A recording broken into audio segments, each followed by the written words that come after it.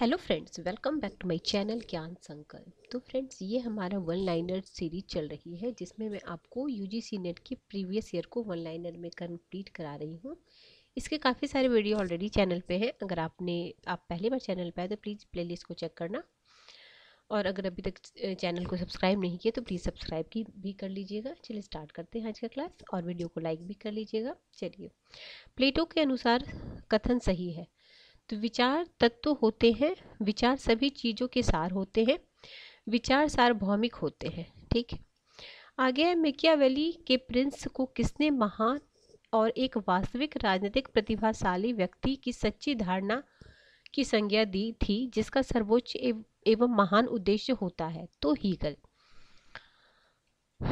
आगे है, Quentin Skinner, the foundation of modern political thought, Michael Sandel, liberalism and the limits of justice, Giovanni Sartori, democratic theory, Charles Taylor, philosophy and the human science.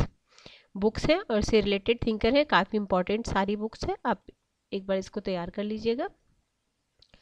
आगे, कौन मार्क्सवाद को राजनीतिक सिद्धांत के बजाय एक विचारधारा मानता है? तो जर्मीनो। आगे, आइजिया बर्लिन की कृतियाँ उनके प्रकाशन के काल क्रमिक क्रम में व्यवस्थित है। तो कालक्रम, his life and environments, four essays on liberty, Vico and Herder, two studies in the history of ideas, consent of and categories, philosophical essays. आगे है, किसने समाज के पारस्परिक लाभ के लिए एक सहयोगात्मक चेष्ट की संकल्पना की थी? तो रॉल्स ने। आगे है, रूसो के अनुसार एक चिंतनशील व्यक्ति दुराचारी पशु है, समान भावनाएं जीवन को मूल्य देती है। तो दोनों सही है और सही इसकी व्याख्या है।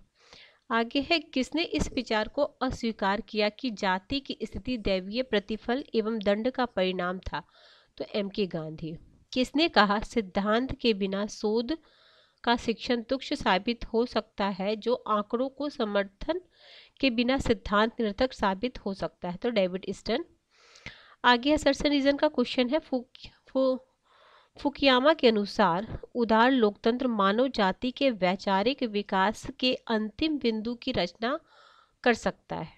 उसका कारण है, सरकार के पूर्व रूप गंभीर त्रुटियों और अतार्किकताओं से चित्रित किए जाते थे, जिन्होंने उनके अंतिम रूप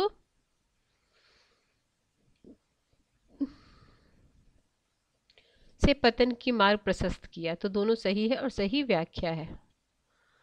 आगे है, राजनीतिक अभिजन वर्ग होते हैं। राजनीतिक अभिजन वर्ग राज्य में सक्रिय भागीदारी रखने वाले बुद्धिजीवी वर्ग होते हैं, जो समाज में अल्पतंत्र एवं कुलीन तंत्र के रूप में पाए जाते हैं। आगे है, तुलनात्मक राजनीति के विकास के प्रारंभिक चरण संबंधित है आर्थर बेंटले। आगे, तुलनात्मक राजनीति की कौन सी शाखा औपचारिक एवं अनौपचारिक की जांच का प्रयास करती, जिसके द्वारा अभिवृत्ति को मन में बिठाया जाता है? तो राजनीतिक समाजीकरण। किसने तर्क दिया कि राजनीतिक विकास प्रशासनिक विधिक विकास है? आरा रोस्ट्रोव मैक्स वेबर ने। आगे, कौन संसदीय सरकार में प्रथम प्रधानमंत्री बना था? Robert Walpole. ब्रिटेन के प्रथम प्रधानमंत्री थे। ब्रिटेन को संसद की जननी कहा जाता है, इसी कारण रॉबर्ट वॉलपॉल को संसदीय सरकार के प्रथम प्रधानमंत्री कहलाते हैं। आगे है, कौन संस्थानिक उपागम इंस्टीट्यूशनल अप्रोच से संबंधित है? तो हरमन फाइनर और कार्ल फेडरिक।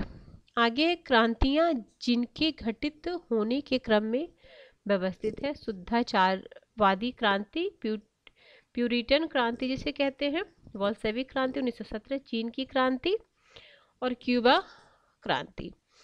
आगे, निवेश कार्य यानी इनपुट फंक्शन के सही क्रम क्या क्या है? तो राजनीतिक समाजीकरण और भर्ती हित, फिर है देखो, राजनीतिक समाजीकरण और भर्ती, हित अभिव्यक्तिकरण, हित समुच्चयन और राजनीतिक संप्रेषण। आगे, असर्शन रीजन का क्वेश्चन है, कुलीन तंत्र की लौह विधि कानून ने स्थापित किया कि राजनीतिक दलों सहित सभी लोकतांत्रिक संगठनों में कुछ नेताओं या लघु विशिष्ट समूह द्वारा अंतिम रूप से नीति निर्धारण किया जाता है। तर्क है, नीति निर्धारण एक अत्यंत जटिल प्रक्रिया है जिसमें आवश्यक रूप से कुछ लोग सम्मिलित होते हैं जो अनेक लोगों की ओर कार्य करते हैं। तो दोनों सही है और सही व्याख्या है।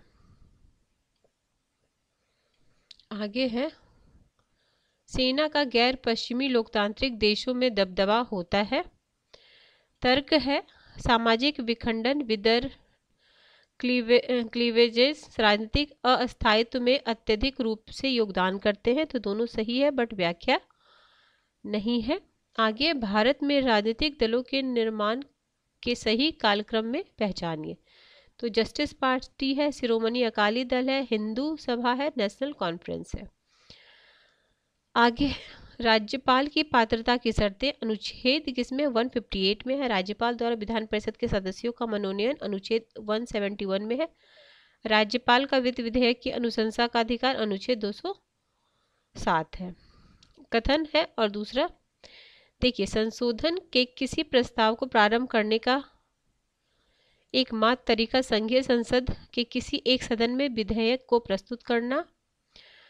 दूसरा है, यदि किसी विधेयक को पारित करने के बारे में संसद दोनों सदनों के बीच असहमत होती तो दोनों सदनों में संयुक्त अधिवेशन से इस गतिविधि का समाधान निकाला जा सकता है। तो कथन ये दोनों सही है। मैच है, देखिए 36वां संवैधानिक संशोधन, ये सिक्किम को एक पूर्ण राज्य का दर्जा दिया। 61वां संवैधानिक संशोधन, इसमें मतदाता की उम्र जो 21 से घटाकर 18 कर दी गई। 97वां संवैधानिक संशोधन, कोऑपरेटिव सोसाइटी का निर्माण। और 99 न्यायिक नियुक्तियों की पारदर्शिता। आगे है, ग्रेवियल ऑस्टिन है, कैसी वेयर है, आइवर जेनिंग्स है। तो ग्रेवियल ऑस्टिन है सहयोगात्मक संघवाद, कैसी वेयर अर्धसंघीय, एप्पलबी है केंद्रीकरण की मजबूत प्रवृत्ति के साथ संघ, आइवर जेनिंग्स है अत्यंत संघीय। ये भी काफी इंपॉर्टेंट है, अलग अलग भी आपसे पूछा जा सकता है। आगे है आपका मैच करना है। भारत सरकार, बहुत इंपॉर्टेंट है ये वाला चीज। भारत सरकार अधिनियम 1858, भारत के राज्य सचिव का पूर्ण शाही नियंत्रण। फिर भारतीय परिषद अधिनियम 1861, तो पहली बार गवर्नर जनरल की कार्यकारी परिषद में गैर सरकारी सदस्यों को शामिल करना। भारतीय परिषद अधिनियम 1909, मुस्लिम समुदाय का अलग प्रतिनिधित्व। भारत सरकार अधिनियम 1919, पहली बार द्विसदनीय विधानमंडल को अपनाना। आगे, बंदी प्रत्यक्षीकरण याचिका के बारे में कथन, यह न केवल निजी व्यक्तियों बल्कि कार्यपालिका के स्वेच्छाचारी कार्यों में के खिलाफ जनता की सुरक्षा के लिए एक शक्तिशाली उपाय। कथन एक और रीजन, देखिए प्रथम 3 आम चुनाव के परिणाम में एक दलीय वर्चस्व उत्पन्न हुआ जो एक दलीय प्रणाली से भिन्न है। फिर तर्क है, 1967 तक कांग्रेस का केंद्र और भारत के अधिकतर राज्यों में सरकारी शक्तियों का एकनिष्ठ नियंत्रण, एक्सक्लूसिव कंट्रोल रहा था। तो AR दोनों सही इसकी व्याख्या है। आगे है, भारत की लोकसभा के अध्यक्ष को कालक्रम में व्यवस्थित करना है। नीलम संजीव रेड्डी हैं, गुरदाल सिंह ढिल्लों, ये भी आता है, आप पूरे स्टार्टिंग वाले और लास्ट वाले को कर लीजिएगा क्योंकि हम बहुत बार एग्जाम में रिपीटेड ये क्वेश्चन आते हैं। नीलम संजीव रेड्डी हैं, गुरदाल सिंह ढिल्लों है, बलराम भंगत है और बलराम जाखर। आगे, उच्च न्यायालय के पीठ, तो इलाहाबाद, मुंबई और जबलपुर। आगे है, पीटर सेल्फ के अनुसार लोक प्रशासन के अध्ययन को किसकी शाखा के रूप में विकसित किया गया, राजनीतिक विज्ञान और लोक विधि। आगे, संगठन के पारंपरिक मैकेनिस्टिक सिद्धांत के मूल विचार का भाग है। यह मानव संबंध के बारे में एक प्रशासनिक दृष्टिकोण अपनाता है। यह आर्थिक प्रोत्साहन को एकमात्र प्रेरक कारक मानता है। यह संगठनात्मक व्यवहार की बारीकियों की उपेक्षा करता है।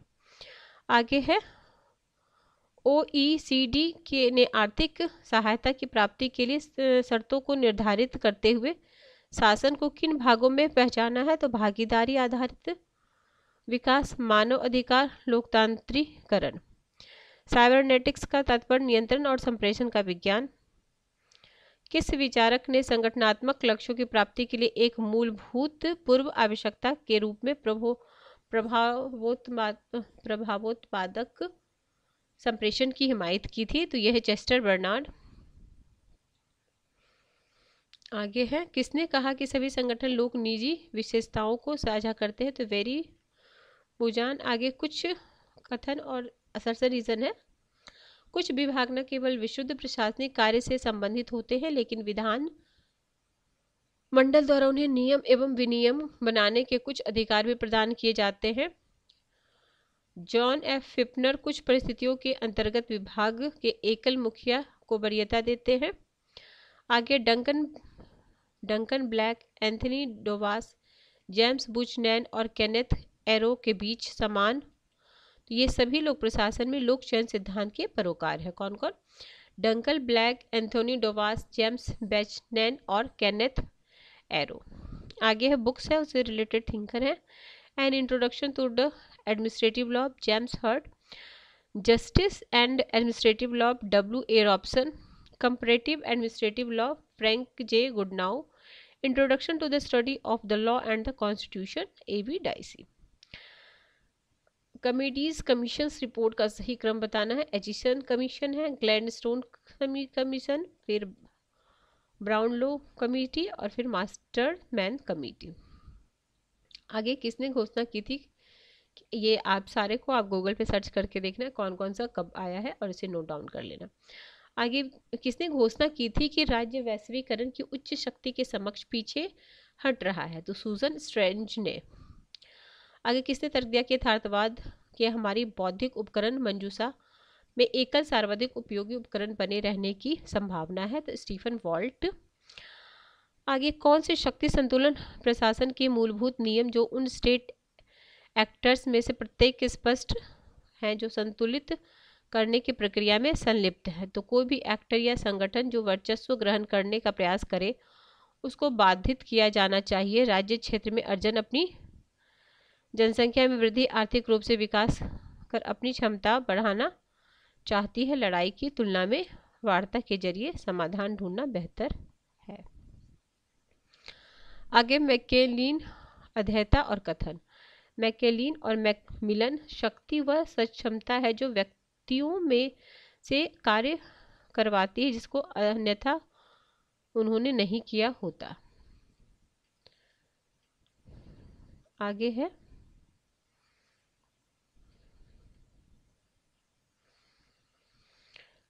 मॉर्गेनथाउ का है, अन्य व्यक्तियों के मस्तिष्क और कार्य पर व्यक्ति के नियंत्रण को शक्ति के रूप में परिभाषित करना।